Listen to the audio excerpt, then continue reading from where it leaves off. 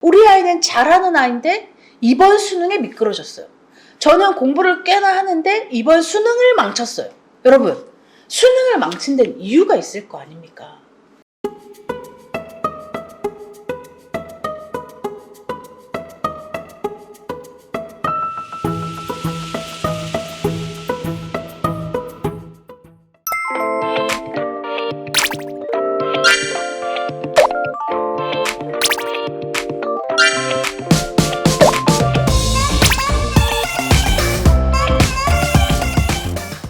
안녕하세요 여러분, 생캠입니다. 오늘은 수능 등급 받아들이기에 대한 내용을 영상에 담아볼게요.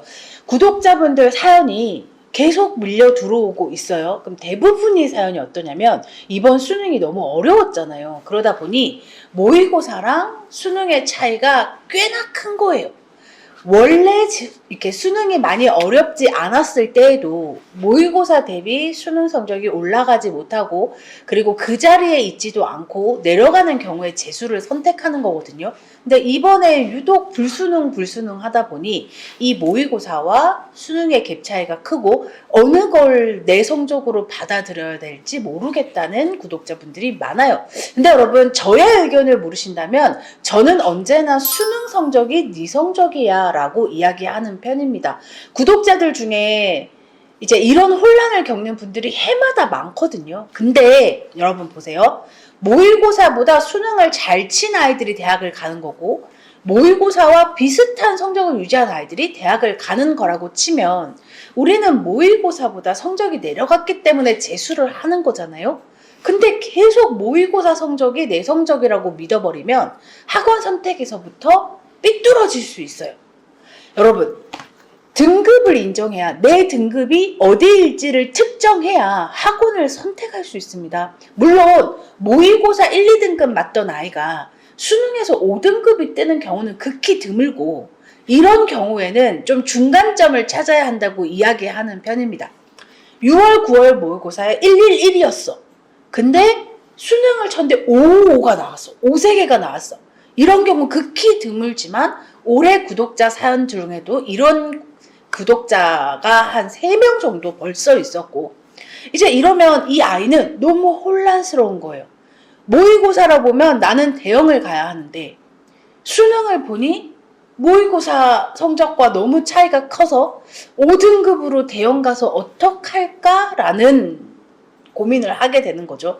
근데 이런 경우, 이렇게 갭 차이가 큰 경우 사실 저는 대형 가도 된다고 이야기합니다. 대형 가서, 그러니까 6, 9월에 111이 쉬운 등급이 아니잖아요. 물론 수능 등급은 5였으나 근데 이렇게 갭 차이가 큰 경우 6, 9월 모의고사를 어느 정도 자기 성적이라고 생각해도 되죠. 그래서 이런 케이스인 경우 이럴 때는 대형 가도 충분할 거다. 수업을 못 알아듣거나 너한테 필요한 부분이 채워지지 않거나 이렇진 않을 거다 라고 이야기해 주는 편입니다. 그러나 6, 9월에 2, 3, 4였어. 근데 수능을 쳤더니 4, 5, 6이 됐어. 근데 나는 2, 3, 4인 거야. 이거는 굉장히 안 좋은 거죠. 사실 2, 3, 4는 좀 애매하잖아요. 애매한 중위권이잖아요.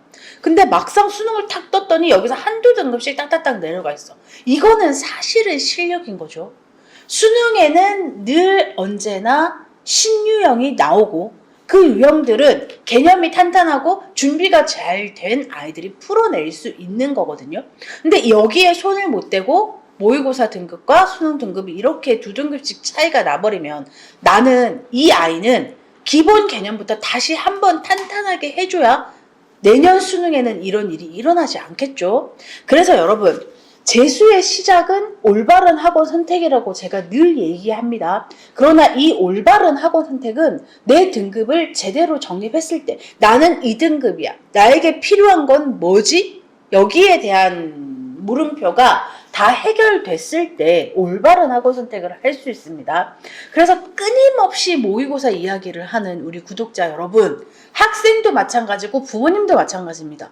저한테 개인적인 상담을 요청하면서 우리 아이가 공부를 잘했던 아이예요를 어필하실 필요가 없어요.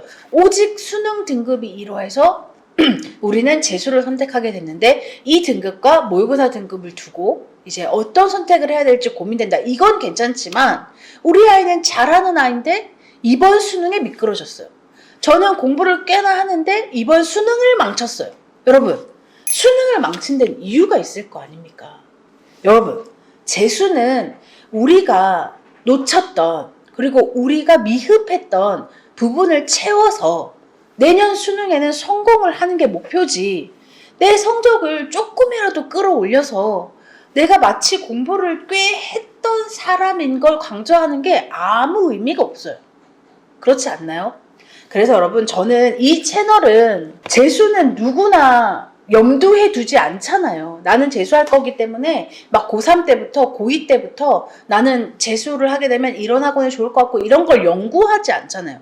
누구나 나는 올해 대학을 갈 수 있을 거라고 생각을 하고 재수는 아예 생각도 안 하고 있다가 수능을 치고 재수란 게 눈앞에 탁 펼쳐졌는데 재수에 대한 지식이 너무 없고 어떻게 해야 할지도 모르겠는 구독자를 위한 채널입니다. 그렇기 때문에 좀 냉정하게 저는 이야기를 하는 편이에요. 간혹 가다가 저에게 사연을 신청한 아이가 상처받을까봐 내지는 부모님이 상처받을까봐 얘기해요. 구독자님, 저는 말을 냉정하게 해드리는 편입니다. 그러니 상처받지 말고 제 이야기를 참고해 주세요. 그러니까 제 말이 진리일 수 없어요. 그러나 재수 생활을 오래 하고 재수생들을 많이 봐온 저의 이야기를 참고하기 위해서 제 채널을 보고 저한테 사연 신청을 하시는 거잖아요. 그러니 제 이야기를 참고하시되 나의 마음가짐이 어떠해야 하는지를 좀 선을 잡고 시작하시면 좋을 것 같아요. 그래서 여러분, 오직 수능 성적이 내 성적이야로 학원 선택을 하셔야 내년에 좋은 결과가 나올 거예요. 제일 애매한 게 이 2, 3, 4거든요. 대형도 갈 수 있고 중형도 갈 수 있어. 모의고사로 쳤을 때 모의고사 2, 3, 4인데 수능 4, 5, 6 맞은 아이들, 저는 중형, 소형 가서 기본기부터 다시 한번 다지라고 이야기합니다. 대형들은 어쩔 수 없이 상위권 집단이기 때문에 이 정도는 알겠지라는 이 기준선이 높아요. 이건 당연히 알겠지. 그러나 나는 그걸 몰라서 4, 5, 6이 된 거야. 그러니까 다시 한번 기본기를 다지기 위해서 상위권을 위한 학원을 선택할 것이냐, 중위권을 위한 학원을 선택할 것이냐가 딱 가이드라인이 되면 좋겠죠. 여러분, 늘 이야기합니다. 해마다 이야기하는 부분입니다. 학원은 대학이 아니에요. 내가 어디 다니네로 마치 재수를 성공할 것 같은, 그리고 내가 공부를 좀 하는 아이야를 과시할 필요가 없어요.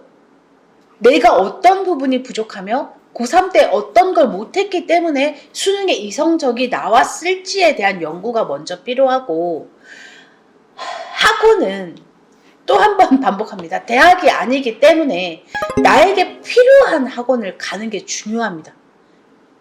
내가 부족한 걸 잘 채워줄 수 있는 학원. 이러려면 우선시 되어야 하는 게 나의 등급이, 나의 지금 출발선이 어디인가. 하다못해 여러분, 성적이 턱도 없이 부족해서 우리가 아는, 누구나 아는 극상위권의 상징 시대인재를 가고 싶은데 터무니없이 못 들어가니 시대인재 단과를 다니는 아이들이 있어요. 재수를 하면서 그 단과를 끊어서 책가방을 메고 강의실을 막 이동해 가면서 이 짓을 합니다. 여러분, 성적은 4, 5, 6이야. 여러분, 시대인재 단과를 욕하는 게 아니라 4, 5, 6인 아이가 시대인재 종합을 가고 싶은데 거길 못 가서 단과를 듣는 이 상황 어떻게 생각하시나요? 친구들한테 나 시대인재 다녀, 이거 하고 싶은 거 말고는 아무것도 없어요. 이 아이에 득이 될 게 아무것도 없어요. 여러분, 다시 한번 강조합니다. 재수 학원은 대학이 절대 아니고 우리가 내년에 제대로 된 수능 결과로 원하는 대학을 가는 게 중요한 거예요. 이 채널을 보게 될 재수생 여러분, 다시 한번 마음을 다잡고 내가 어떤 부분이 부족했으며 내가 내년에 1년 공부할 때는 이런 걸 해야 성적이 오를지를 다시 한번 진지하게 고민하고 학원을 선택하시길 권유드립니다.